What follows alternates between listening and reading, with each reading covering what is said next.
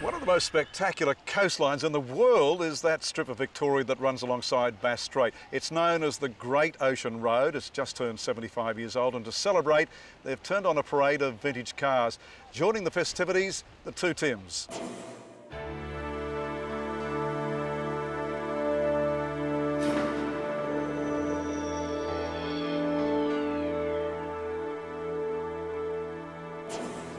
The Great Ocean Road is often considered one of Australia's, if not the world's, most spectacular coastal drives. Carving its way along Victoria's southwest coastline along cliff faces and through dense bush, often within metres of the magnificent Southern Ocean. It is the world's largest war memorial and a symbol of Australian conquest. And as far as we're concerned, a drive along the Great Ocean Road is simply one of those things everyone has to experience for themselves.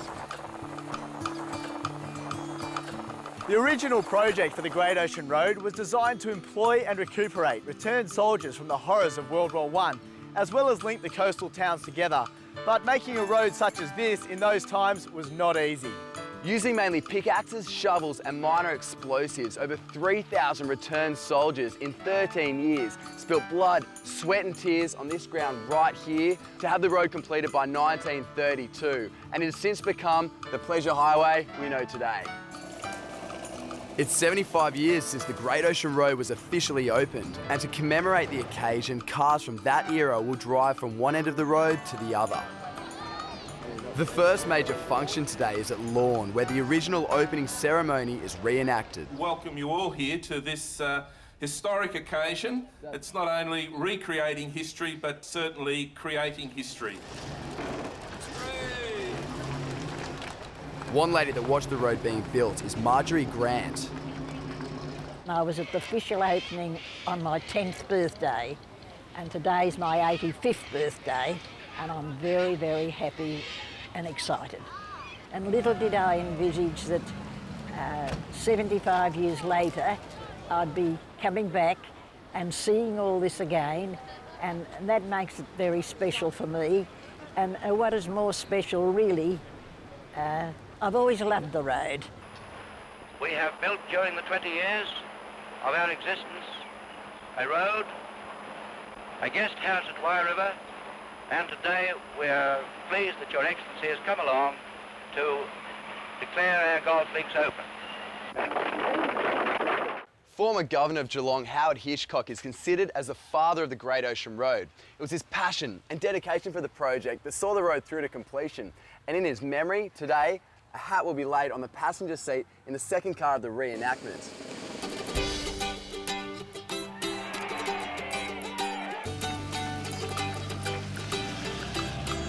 From Lawn, the road hugs the coastal cliffs all the way to Apollo Bay in the south. This is considered as one of the most picturesque and scenic drives along the Great Ocean Road. And nowadays, especially in the summer months from December to February, visitors frequently stop at the various lookouts, giving it the nickname the Great Ocean Car Park. Well, the motorcade has arrived here at Apollo Bay, a part of the world considered by many as paradise by the sea. It's also a town heavily reliant on the ocean, and the colourful local fishing fleet keep the town supplied full of some of the best seafood around.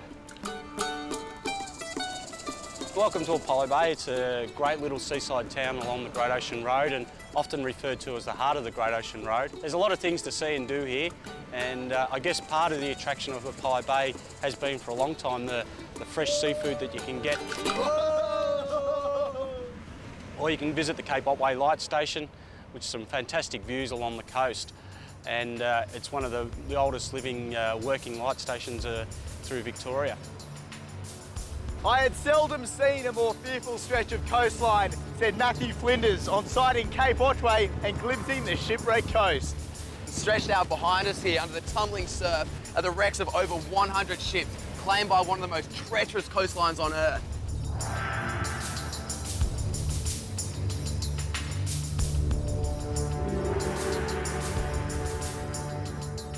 It's the oldest lighthouse on the Australian mainland and steeped in a lot of history and heritage.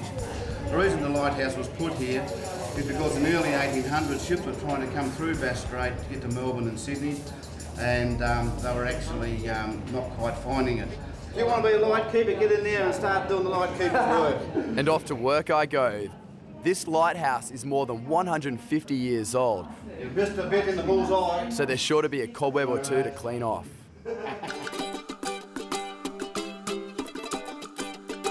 Back on the road, we're heading for the Apostles. Just how many are left, we're about to find out. And probably the highlight of the Great Ocean Road and one of nature's finest masterpieces are the 12 Apostles right here behind me. However, the same force that created these beautiful structures is also claiming them back. Don't let the name fool you, now there's only 8. As of 2001, there are only 8 Apostles left standing. Despite this, thousands of tourists flock here every year to experience their majestic beauty and walk around the awe-inspiring cliff faces. The remaining 8 pillars are made of limestone, and with a constant pounding from the sea, they're eroding at the rate of 2 centimetres a year. Next stop is Warrnambool, the largest settlement on the coast. It is nestled among the beautiful rising contours of the region, and like most towns on the Great Ocean Road, it has a rich and vibrant history of fishing, shipwrecks, whaling and exploration. And even though Warrnambool has grown to around 31,000 people, it still keeps that quaint seaside village feel that characterises the towns of this region. Well, a true vintage car rally experience wouldn't be complete without having a ride in one of the cars. Check out this old beauty. It's a 1932 Austin. Let's go. Now, we're not going to break any speed records, Tim, I can tell you. These were the first of the Austins, 10s, 1932, and they're a pretty good car, actually. They changed a lot of it in the first 2 years. And after that, they got them pretty right, and they made them right up to the end of the 40s, I think. Very popular smaller cars, both in England and Australia. And there's still a fair few of them going, actually. Pretty reliable jigger, very economical. Takes you a fair while to go anywhere, that's all. To drive them around a road like this is what it's all about. You can't drive them in traffic, the brakes are terrible and they don't accelerate. So around this sort of road, they're just fantastic.